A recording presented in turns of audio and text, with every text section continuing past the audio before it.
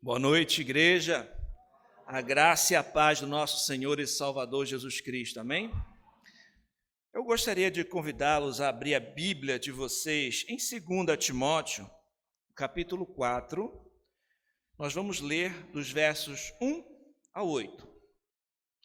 O tema da mensagem de hoje é pregando o Evangelho a tempo e fora de tempo. 2 Timóteo, capítulo 4, versos de 1 a 8.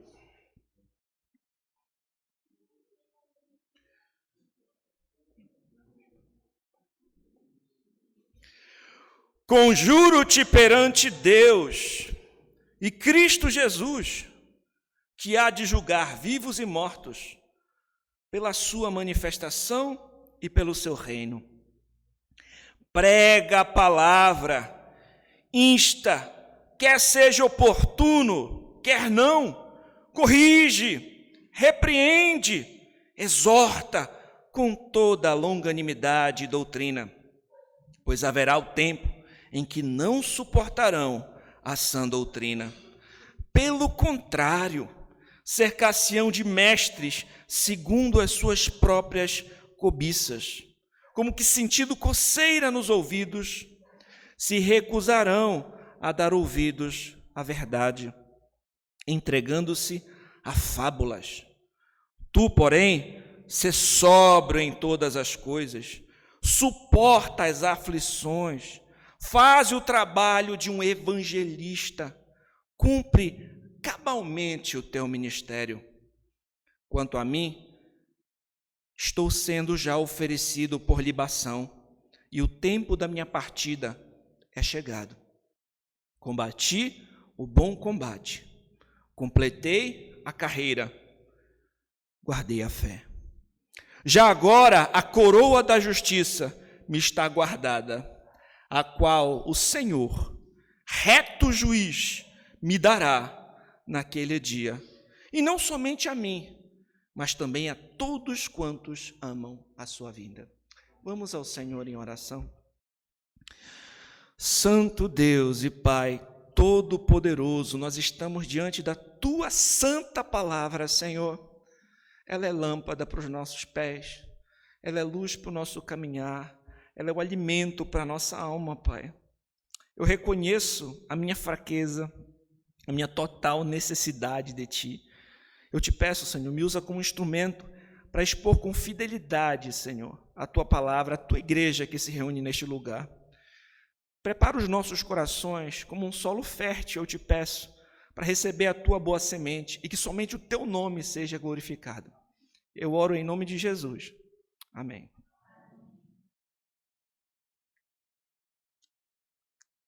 O apóstolo Paulo, quando escreveu essa carta, estava preso em Roma, provavelmente por conta da perseguição de Nero.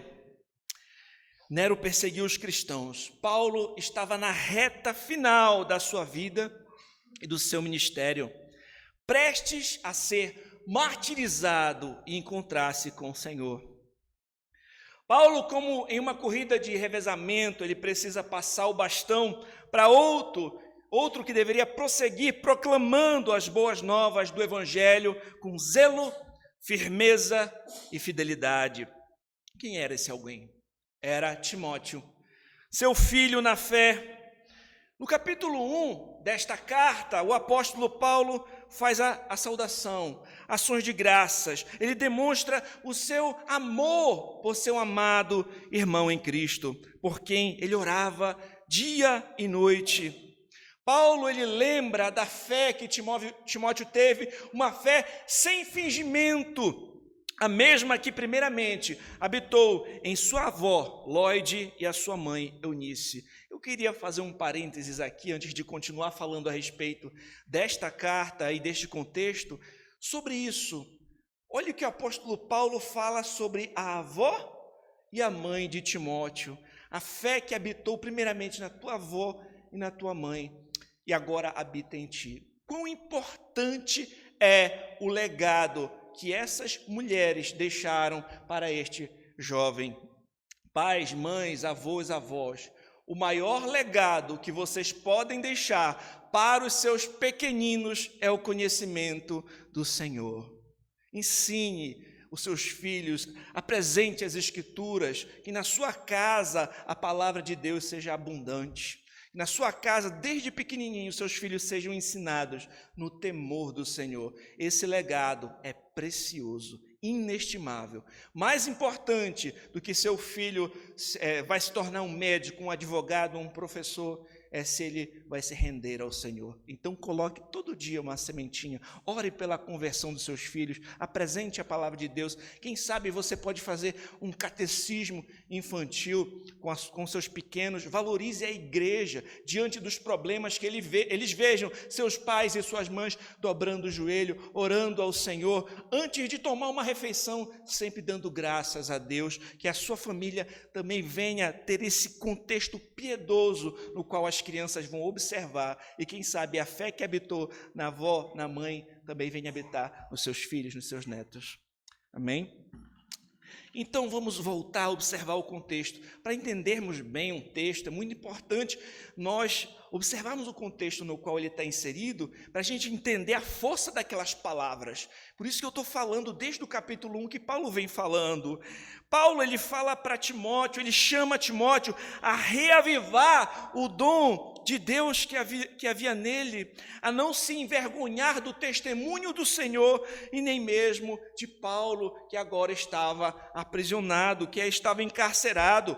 Paulo convida Timóteo a sofrer junto com ele em favor do Evangelho. Meus irmãos, às vezes quando alguém convida a gente para ir num churrasco, é uma coisa legal, né? A gente se divertir, convidar a gente para dar um passeio, para fazer uma visita, mas aqui Paulo convida ele para sofrer. Era um prisioneiro, ele estava preso por amor a Cristo, por pregar a Cristo. Ele convida o seu filho na fé a sofrer, a seguir o mesmo caminho.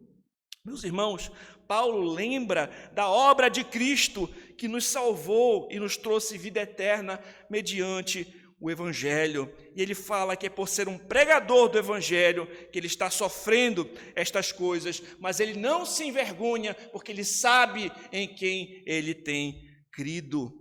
Paulo conclama a Timóteo a manter o padrão das palavras. Quem sabe quando a coisa começa a apertar, talvez seja uma tentação suavizar a mensagem, modificar a mensagem um pouquinho, deixar ela mais palatável, sei lá. Mas não, ele tem que manter o padrão, ele precisa ser fiel, manter o padrão daquela palavra que ele ensinou.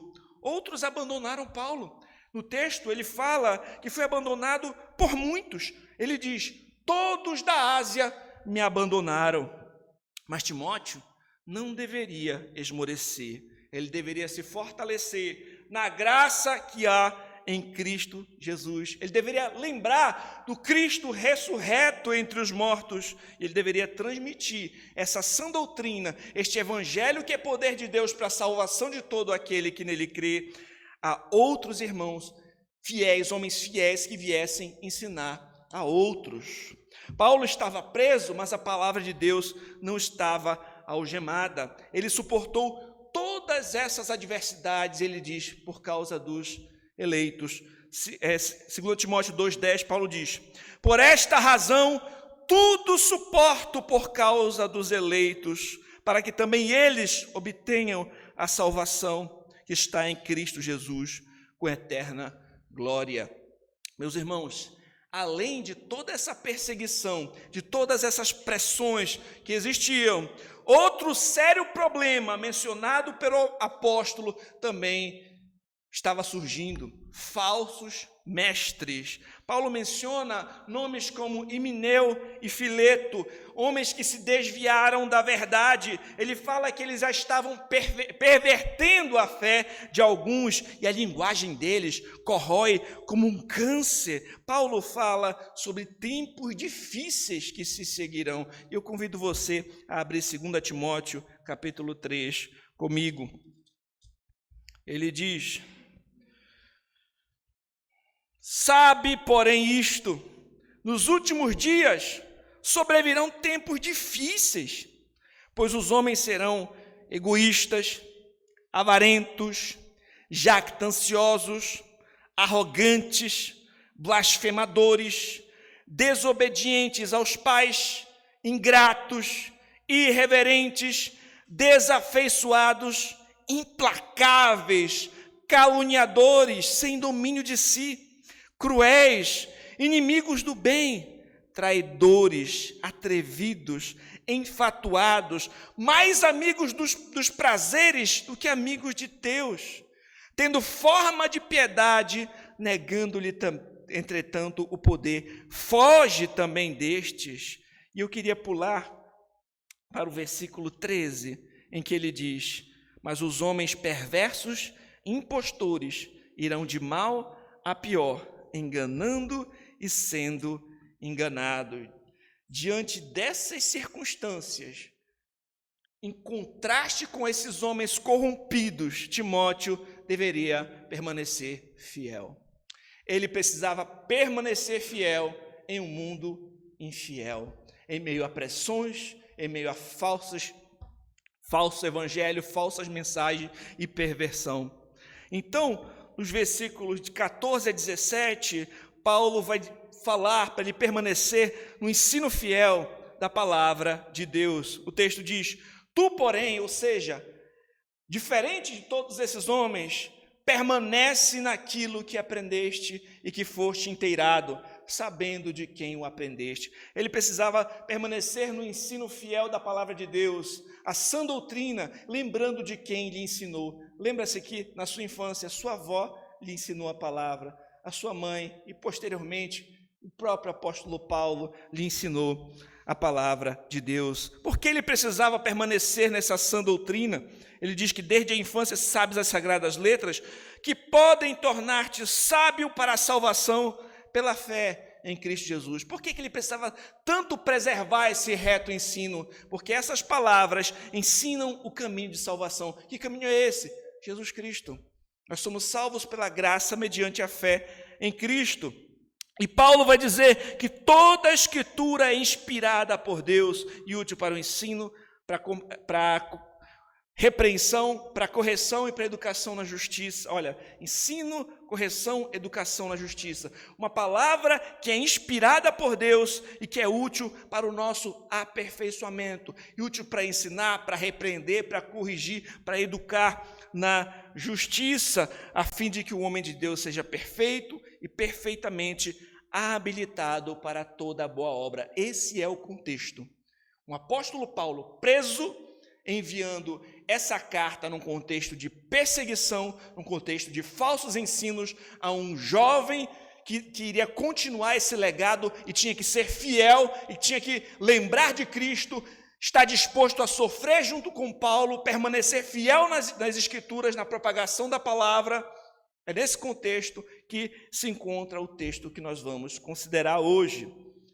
Então, nós vamos observar esse texto que lemos aqui, do verso, a partir do capítulo 4, do verso 1 ao 8, que lemos no início, em 4 pontos. Em primeiro lugar, nós temos uma solene exortação, isso no versículo 1. Em segundo lugar, a missão. Eu queria observar sobre a missão, versos 2 e 5. Em terceiro lugar, a razão, dos versos 3 e 4. Finalizaremos com um exemplo encorajador, dos versos 6 ao 8. Para nós começarmos, então, nosso primeiro ponto, nós temos a solene exortação. O texto diz: conjuro-te perante Deus e Cristo Jesus, que há de julgar vivos e mortos, pela sua manifestação e pelo seu reino. Essa palavra conjuro-te pode também ser traduzida como ordeno-te. Seria algo como dizer: eu exorto solenemente, eu peço a você com insistência, para demonstrar a suprema seriedade da ordem solene que Paulo daria a Timóteo. O apóstolo menciona Deus e Cristo como testemunha. Ou seja, ele fala daquele com quem nós prestaremos conta, aquele a quem nós servimos. Ele fala para nós lembrarmos que Nós estamos sempre diante do Senhor, é com Ele que nós vamos prestar contas. Antes de querer agradar as pessoas, nós temos que buscar ser aprovados por Deus. Ele chama o Senhor como testemunha e fala que Ele virá julgar vivos e mortos, ou seja, aqueles que ainda estiverem vivos na terra no momento da segunda vinda de Cristo, e os mortos são aqueles que nessa ocasião estiverem mortos. E Cristo está a caminho, Ele virá para a consumação do seu reino, e com Ele nós prestaremos conta. Meus irmãos, eu não sei se já aconteceu com vocês, mas de você falar com as pessoas e parece que você está falando com uma parede. Nós pastores, às vezes a gente enfrenta isso, né? A gente fala, irmão, por exemplo, tem que vir para a escola bíblica dominical. Aí irmão não vem, aí fala de novo e fala de novo. E já aconteceu uma situação comigo assim, de falar e parecer que eu não estava sendo ouvido. E teve um dia que eu chamei a atenção. Eu disse, irmãos, isso aqui é coisa séria. Olha o que a palavra de Deus nos diz sobre isso. É preciso considerar isso a sério. E aí sim eu tive a atenção dos irmãos, né? Então, diante de uma situação assim, né, em que a gente fala e às vezes precisa ser chamado a atenção, imagine essa circunstância. Paulo está chamando a atenção com toda a força para aquilo que ele tem a dizer. Timóteo, conjuro-te perante Deus e Jesus Cristo, que há de julgar vivos e mortos. Então imagine a situação. As palavras em questão eram palavras do próprio apóstolo Paulo. Mas não só isso, elas são antes da sua partida, que era em breve. Geralmente, as últimas palavras de uma pessoa também são palavras que a gente quer ouvir. A gente quer saber, olha, é algo importante. Então, ele está preso, pode ser que ele morra, né? E ele está chamando Deus por testemunha. Olha só o contexto. O que eu vou falar é muito importante, portanto, preste bastante atenção. Essas palavras são dignas de grande atenção. E não mais do que... Desculpa, obrigado. Não menos importante, fazem parte das Sagradas Escrituras, são inspiradas por Deus. E aqui eu queria trazer uma reflexão para nós a respeito desse ponto, em que ele faz uma exortação solene. Meus irmãos, nós não podemos fazer pouco caso daquilo que nós ouvimos, quando isso é a palavra de Deus. Nós devemos considerar atentamente e tomar uma postura diante daquilo que nós ouvimos, meus irmãos. Às vezes tem pessoas que vêm para o culto, vêm para a igreja e parece que está só o corpo ali, ou a mente está em outro lugar, a pessoa está pensando em outra coisa, não está prestando atenção. Mas quando nós falamos a respeito da palavra de Deus, quando você está ouvindo a pregação da palavra de Deus, você tem que estar com os ouvidos atentos. Quem tiver ouvido para ouvir, ouça, preste atenção, examine a si mesmo, observe a sua própria vida, como você está à luz dessa verdade que vai ser proferida. Pense, tem pessoas que às vezes passam 10, 20 anos numa igreja e ainda são imaturos, não refletem a respeito daquilo que estão ouvindo, não tomam uma postura, não mudam de atitude. Então, diante daquilo que você vai ouvir, domingo após domingo, do seu pastor, pregando a palavra de Deus, reflita, cada pregação, pense, como é que eu estou diante disso, que a palavra de Deus está dizendo. Leve a sério, porque nós estamos lidando com coisas eternas. E também, meus irmãos, lembrar que o nosso objetivo principal é glorificar a Deus, é diante do Senhor que nós vivemos e é com Ele que nós prestaremos contas. Às vezes as pessoas estão só preocupadas o que os outros vão achar. O que os outros vão achar de mim? E aí, quando estão sozinhas, aproveitam para tirar as máscaras e viver de outra forma. Mas, meus irmãos, nós estamos diante de Deus, que virá julgar vivos e mortos. Nós vivemos diante de Deus, a nossa vida está diante do Senhor. Ele conhece as suas motivações, Ele sabe o porquê você faz aquilo que você faz. Ele sabe o que você faz quando não tem ninguém por perto. Então é diante de Deus que nós estamos, e é com Ele que nós vamos prestar contas. E o nosso objetivo deve ser glorificar a Ele, agradar a Ele, e não buscar simplesmente o aplauso dos homens. Isso a gente vê com muita frequência também o Senhor Jesus Cristo ensinar no Sermão do Monte. Tendo essa consideração de que algo muito importante vai ser dito, eu convido você a observar o segundo ponto, a missão. E aqui, como eu falei, eu vou ler o verso 2 e depois o verso 5, que também continua na exortação. O 3 e o 4 eu vou ler no próximo ponto. Ele diz: prega a palavra, insta, quer seja oportuno, quer não, corrige, repreende, exorta com toda longanimidade e doutrina. Aí ele vai falar sobre a razão, que eu vou falar no próximo verso, e ele continua exortando. Tu, porém, sê sóbrio em todas as coisas, suporta as aflições, faz o trabalho de um evangelista, cumpre cabalmente o teu ministério. Nesse texto nós encontramos um monte de imperativos. Meus irmãos, ele diz: prega a palavra. Que palavra, meus irmãos? Aquela que ensina o caminho de salvação, aquela que é inspirada por Deus, aquela que é útil para o ensino, para a repreensão, para a correção e para a educação na justiça, aquela que ele falou no verso anterior, que ele aprendeu desde pequeno, que ele foi inteirado, que ele creu, e depois o apóstolo Paulo ensinou, que é útil para tanta coisa. Ela não deve ficar só guardada para você. Prega, proclama, usa essa palavra da forma pela qual ela foi feita para ser usada. Fale, anuncie, pregue a palavra. E ele continua dizendo: insta, ou seja, esteja preparado, aproveite as oportunidades, quer seja tempo oportuno, quer não. Meus irmãos, quantas oportunidades nós temos para proclamar a palavra para as pessoas? Tem situações que a gente não sabe se é oportuno ou não é, mas a gente tem a possibilidade de pregar a palavra. A gente tem que estar preparado. Eu vou compartilhar com vocês uma situação na qual um pastor amigo meu, foi pego de surpresa e pregou a palavra. A minha mãe tinha acabado de falecer, então eu fiquei muito abalado. E era o velório dela, ia ser na igreja, e ela conhecia muita gente de diversos lugares, que eram pessoas que jamais entrariam numa igreja. Ela era professora, foi diretora, conheceu muita gente de diversos lugares.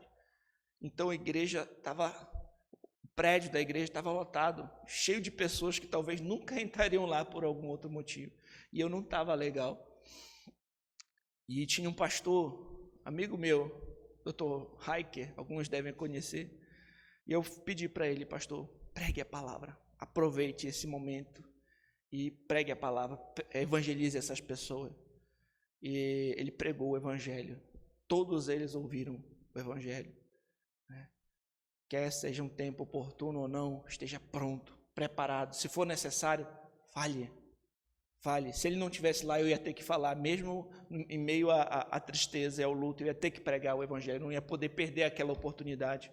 Quais são as oportunidades que você tem tido para falar de Cristo para outras pessoas?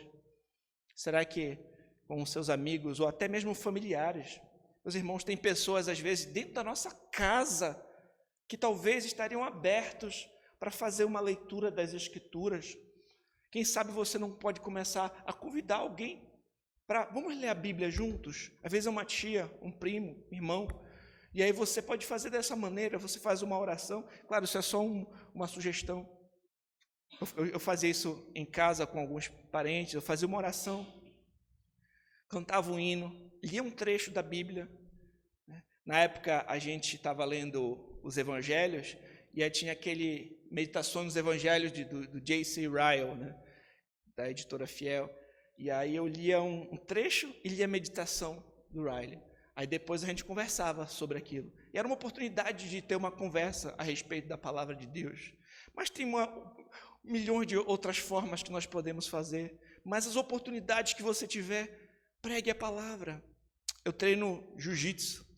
Lá em casa, na garagem de casa, eu coloco um tatame. E eu chamo às vezes alguns amigos para treinarem comigo. E alguns deles não são cristãos. Mas todo treino, antes da gente treinar, eu prego a palavra, eu oro, prego a palavra e depois a gente treina.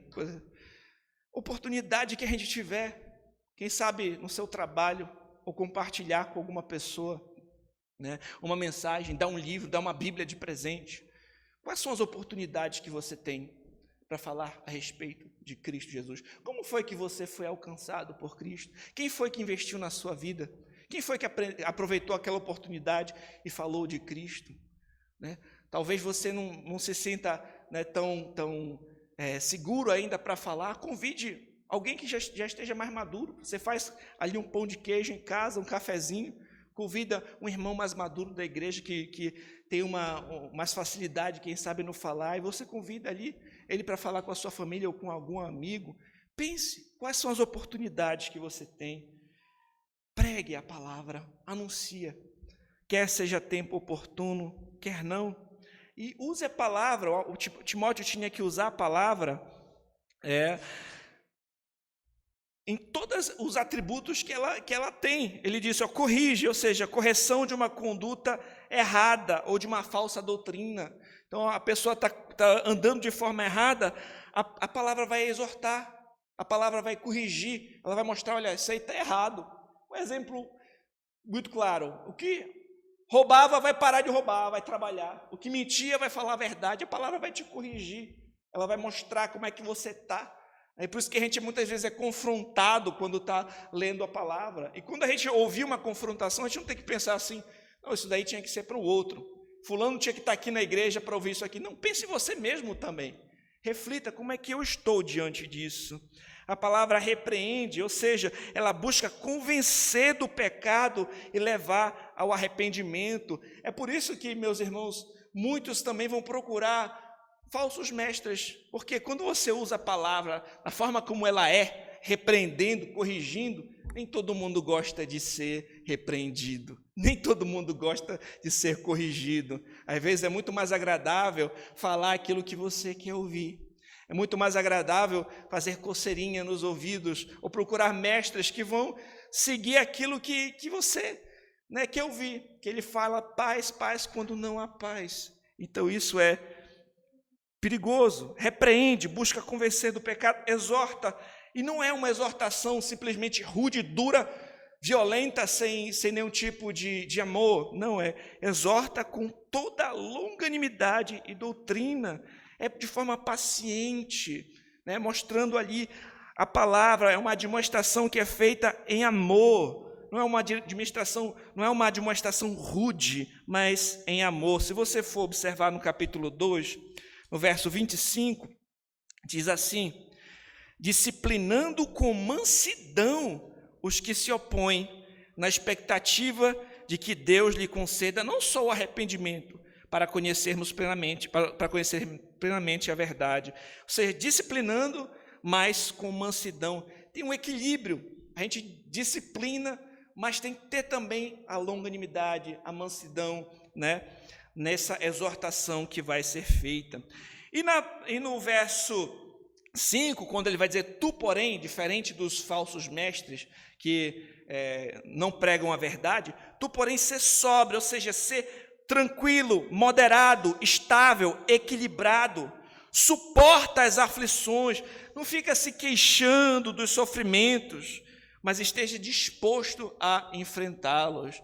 Às vezes, na primeira dificuldade, a gente já começa a querer reclamar, a querer, né, porque agora que eu estou seguindo a Cristo, eu estou passando por dificuldade. Não tem que suportar, meus irmãos. Ninguém falou que seria fácil.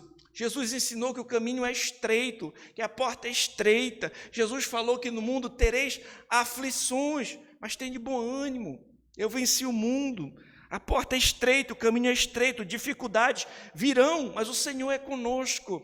O Senhor faz com que tudo isso coopere para o nosso bem. A gente tem que suportar as aflições do ministério. Aqui, claro, falando para Timóteo fazer isso. Timóteo faz um trabalho de um evangelista, cumpra cabalmente o ministério. Ou seja, Timóteo, não deixa que nada venha te deter, mas você deve cumprir o seu ministério até as últimas consequências. Qual é o ministério de um evangelista? Pregar o evangelho. Pregar o evangelho. Aos pastores que aqui estão, que vocês também tenham que todos nós, eu também sou um pastor, a palavra fala ao nosso coração, que nós tenhamos esse coração de suportar as aflições. Aflições no ministério vão vir, meus irmãos, dificuldades vão vir, na igreja a gente sabe como são, mas suporta, lembra de Cristo, lembra que o Senhor faz com que tudo isso coopere para o nosso bem, suporta as aflições e cumpre cabalmente o teu ministério, seja fiel, independente das circunstâncias, seja fiel. Abra comigo Atos capítulo 5. Atos capítulo 5.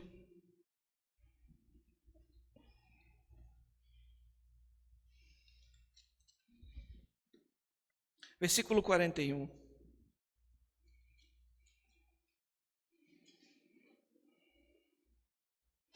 Bora ler o verso 40 primeiro.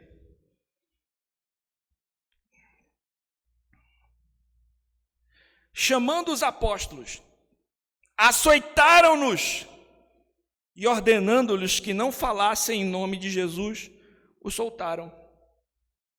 E eles se retiraram do sinédrio, regozijando-se por terem sido considerados dignos de sofrer afrontas por esse nome. E todos os dias no templo, de casa em casa, não cessavam de ensinar e pregar Jesus o Cristo. Imagina essa cena. Os apóstolos pregando Cristo, pregando o Evangelho. E aí pegam eles, batem neles, açoitaram eles. Eles sofreram na pele. Quem sabe eles poderiam começar a murmurar e a querer abandonar o caminho, mas não foi essa a atitude deles. O texto diz que eles se regozijaram. Eles se alegraram por terem sido dignos de sofrer por esse nome. Mandaram eles calarem e não falarem mais de Jesus. E o que eles passaram a fazer? Pregar, dia por dia, de casa em casa, e pregar, proclamar o Evangelho. Meus irmãos, nas Escrituras nós vemos que Noé proclamou a palavra de Deus em seus dias. 2 Pedro 2,5 chama Noé de pregador de justiça. Jonas, mesmo a contragosto, depois pregou em Nínive a mensagem: ainda 40 dias e Nínive será subvertida. João Batista pregou: arrependam-se porque o reino de Deus está próximo. O endemoninhado que foi curado pregou, ele disse, então, a Bíblia diz, então foi anunciando por toda a cidade, em todas as coisas que Jesus tinha feito. O apóstolo Paulo pregou, a Bíblia diz, e pregava nas sinagogas a Jesus, afirmando que este é o Filho de Deus. Meus irmãos, nós temos também uma nobre missão, uma missão solene, a qual a gente tem que ouvir com atenção e seguir, e essa missão é anunciar a tempo e fora de tempo o Evangelho de Jesus Cristo. O Evangelho são as boas novas de que Cristo Jesus morreu pelos nossos pecados, segundo as Escrituras. Ele foi sepultado e ao terceiro dia ressuscitou. E todos aqueles que se arrependem dos seus pecados e depositam a sua fé em Cristo têm perdão dos seus pecados, salvação e vida eterna. E nenhuma condenação há para aqueles que estão em Cristo Jesus. A igreja precisa valorizar e proclamar a palavra de Deus. A sã doutrina, o Evangelho, a palavra deve ser o conteúdo da nossa pregação. Prega a palavra. A gente não é chamado para inventar outras coisas, mas para pregar a palavra, a doutrina que é sã. Meus irmãos, aproveitemos as oportunidades que nós tivermos para anunciar aos perdidos o caminho da salvação pela fé em Cristo Jesus. E mais uma vez eu pergunto a você, quais as oportunidades que você tem para anunciar o Evangelho? Geralmente uma oportunidade que me dão, também além das que eu comentei aqui, eu lembrei agora, em festas de aniversário. Antes de cantar o parabéns, geralmente me pedem, pastor, pode fazer uma oração aqui? Aí eu vou lá e tem um monte de gente, às vezes, que não é cristão. E eu aproveito também para proclamar o Evangelho naqueles momentos ali. Quem sabe não pode ser uma boa oportunidade, antes de fazer uma oração, falar a respeito de Cristo ali naquele contexto. Pense no seu contexto, na sua vida. Quais são as oportunidades que você tem para falar de Cristo? Convide também, meus irmãos, pessoas para virem ao culto público, para ouvir a exposição da palavra. Fale de Cristo a tempo, fora de tempo. Quais são as oportunidades que você tem para falar com seus amigos, com seus familiares, e às vezes até com uma pessoa que começa a puxar assunto com você. Às vezes num aplicativo, que hoje em dia, né, a gente muitas vezes pega um aplicativo, o cara começa a conversar com a gente, a conversa vai desenrolando, às vezes eles mesmos começam a falar alguma coisa a respeito de Deus, você pega o gancho, prega o evangelho, fala de Cristo, aproveite as oportunidades, pregue a palavra a tempo e fora de tempo. O motivo, meus irmãos, verso 3 e 4, pois virá o tempo em que não suportarão a sã doutrina, se rodearão de mestres segundo as suas próprias cobiças, como que sentindo coceira nos ouvidos, eles se recusarão a dar ouvidos à verdade, entregando-se a fábulas. Meus irmãos, William Hendrickson, falando a respeito desse texto, disse o seguinte: em qualquer período da história, haverá épocas durante as quais os homens se negarão a ouvir a sã doutrina.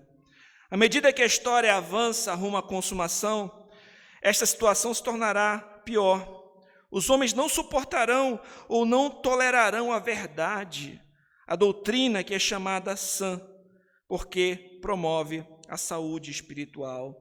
Outro teólogo disse: sentem coceira para serem entretidos com ensinos que vão produzir sensações agradáveis e fazê-los se sentirem bem com relação a si mesmos. Ou seja, meus irmãos, as pessoas muitos procurarão mestres que digam exatamente o que elas querem ouvir, que preguem um ensino que seja alinhado com as suas cobiças, com as suas perversões. Não conseguem digerir a verdade e se voltarão aos mitos. E um dos pais da igreja disse: sempre tem mestres dispostos a coçar e fazer cócegas nos ouvidos de quem deseja que lhes faça assim.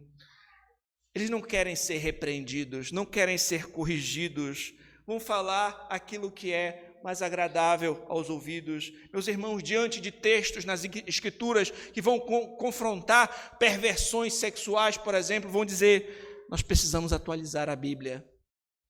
Esses textos aí são antigos, a gente tem que mudar. Na realidade, a gente está em outros tempos, a Bíblia é uma palavra antiga, tem que mudar isso daqui, né? Ou vão dizer: paz, paz, quando não há paz. Nunca vão falar de arrependimento, vão falar somente de prosperidade. Ou vão inventar deuses de acordo com as suas próprias conveniências. Você já ouviu alguém dizer assim: para mim, Deus é assim? Aí começa a inventar um Deus que não tem nada a ver com as escrituras. Cria de acordo com aquilo que ela acha. Não, para mim é desse jeito. Não vai examinar nas escrituras de fato qual é o caráter do Senhor. Inventam deuses, ou vão pelo caminho do ecumenismo, dizendo assim: não importa o caminho, todos os caminhos levam a Deus. Outros vão dizer: não, na realidade, no final das contas, todos vão ser salvos, porque já que Deus é amoroso, Ele não vai condenar ninguém. Mas não é o que a Escritura diz. Não é o que a Escritura diz. Vão fazer piadinhas e nada do Evangelho. E muitas vezes os locais de culto dessas pessoas vão estar lotados, vão ter milhares de seguidores, eles vão ser eloquentes, vão ser, quem sabe, chamados para ir nos programas de televisão, porque falam de forma agradável e relevante para a época, né?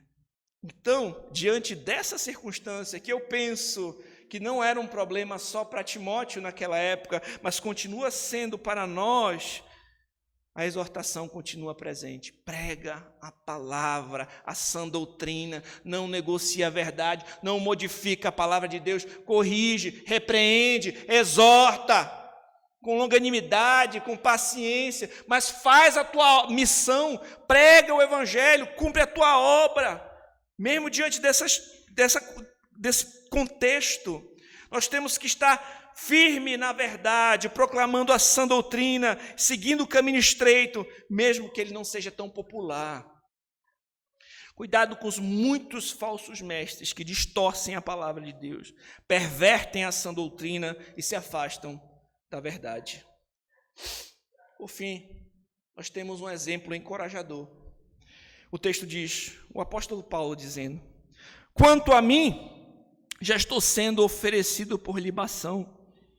O tempo da minha partida chegou. Combati o bom combate. Completei a carreira. Guardei a fé. Desde agora me está guardada a coroa da justiça, que o Senhor, reto juiz, me dará naquele dia. Não somente a mim, mas também a todos os que amam a sua vinda. Paulo entendia que a sua morte iminente era como uma oferta a Deus. Outra metáfora que ele utiliza para a sua morte é uma partida. Ele sabe que a sua esperança está além do sepulcro. Ele vai se encontrar com o seu Senhor. A morte não tem a palavra final. Ele dizia, para mim o viver é Cristo e o morrer é lucro, porque ele sabia que estaria com o seu Senhor. Ele olha para trás e ele tem a consciência tranquila. Ele diz assim, combati um bom combate. Paulo lutou contra Satanás, contra perseguidores, contra temores, contra o pecado. Ele combateu o bom combate da fé. Aqui a figura provavelmente é de uma luta, uma competição. Terminei a carreira. Aqui, quem sabe, uma corrida com obstáculos, na qual ele perseverou até o fim. Ele guardou a fé, ele manteve a doutrina pura, genuína. Ele manteve a sua confiança em Deus e nas suas promessas centradas em Cristo. Meus irmãos, para aqueles que enfrentam a grande luta, correm a corrida e guardam a fé, o Senhor prometeu a coroa. O verso 8 diz, desde agora me está guardada a coroa da justiça, que o Senhor, reto juiz, me dará naquele dia. A coroa da justiça significa a vida eterna. E ela não foi algo somente oferecido a Paulo, mas também a todos os que amam a sua vinda. Essa coroa não é somente para Paulo, os apóstolos ou os mártires, mas a todos os que amam a sua vinda, a vinda de Cristo, aqueles que creem, que amam o Senhor e que anelam pela sua vinda. Meus irmãos, nós vemos que Paulo, ele não apenas falava, mas o seu testemunho testificava junto com as suas palavras. Imagine só agora o contexto, você observando essa situação. Paulo preso, mandando essa carta para Timóteo, exortando ele a perseverar, a pregar a palavra, e ele olhando para si mesmo. No final da sua vida, ele olhando para si mesmo e pensando, eu já vou ser oferecido como libação, minha vida vai ser entregue agora como a minha última oferta antes de partir. Ele olhar para trás e pensar, eu combati um bom combate, terminei a carreira, guardei a fé. Lembre do que Paulo passou, meus irmãos. Quando a gente lê as Escrituras, a gente vê que ele foi açoitado, que ele foi espancado, ele foi preso, ele passou por naufrágios, ele plantou igrejas, ele chorou pelos irmãos, ele encorajou os fiéis, ele viveu, entregou a sua vida por essa missão, pregar o Evangelho. Ele vai dizer algo semelhante a isso. Eu não considero a vida preciosa para mim mesmo, contanto que eu complete a minha missão e termine o trabalho que o Senhor Jesus me deu para fazer. E a missão é essa, anunciar as boas novas da graça de Cristo. Será que a gente tem esse senso de dever? Meus irmãos, o exemplo de Paulo deveria encorajar Timóteo, como também deveria nos encorajar.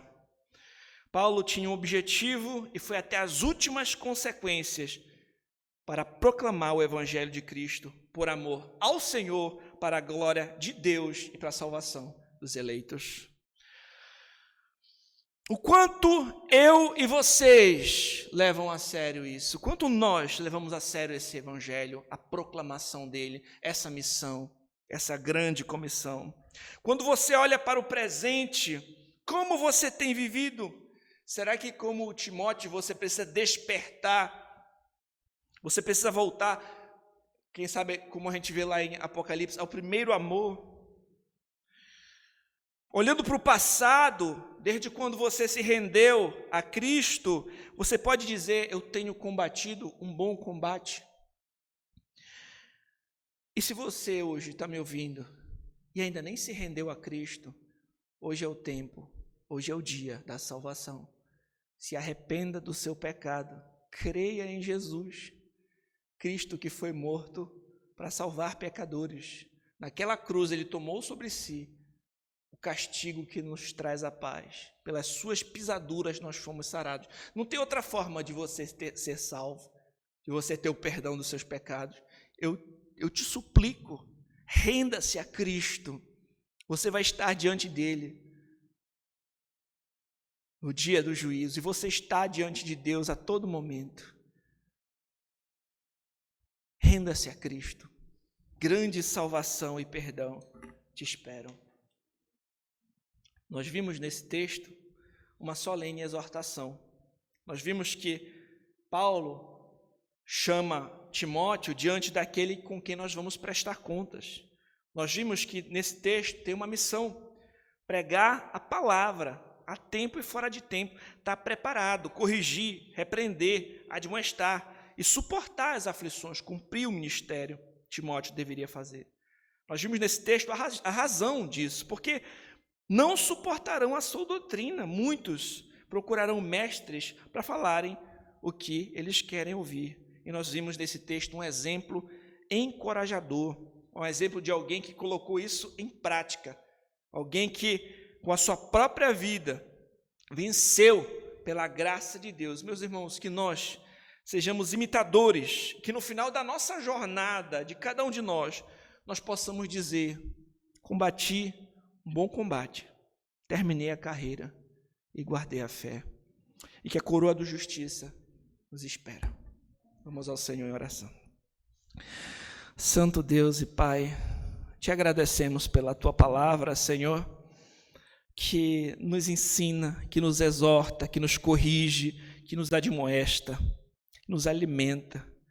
Pai, pedimos perdão pelos nossos pecados, Senhor, especialmente por nossa omissão, por muitas vezes sabermos fazer o bem e não fazermos, não aproveitarmos as oportunidades de proclamar a tua palavra, Senhor, ou não estarmos valorizando a sã doutrina e o evangelho. Livra-nos, Senhor, de seguirmos falsos mestres. Livra-nos, Senhor, de pervertermos a sã doutrina, que venhamos permanecer fiéis na verdade e proclamar a tua palavra, o evangelho da salvação, pela graça mediante a fé em Cristo, nas oportunidades que o Senhor nos der, para a tua glória, e que o Senhor nos ajude, como a tua palavra diz, nos momentos difíceis dessa caminhada. Nós oramos e pedimos a tua bênção sobre nossas vidas. Em nome de Jesus, amém.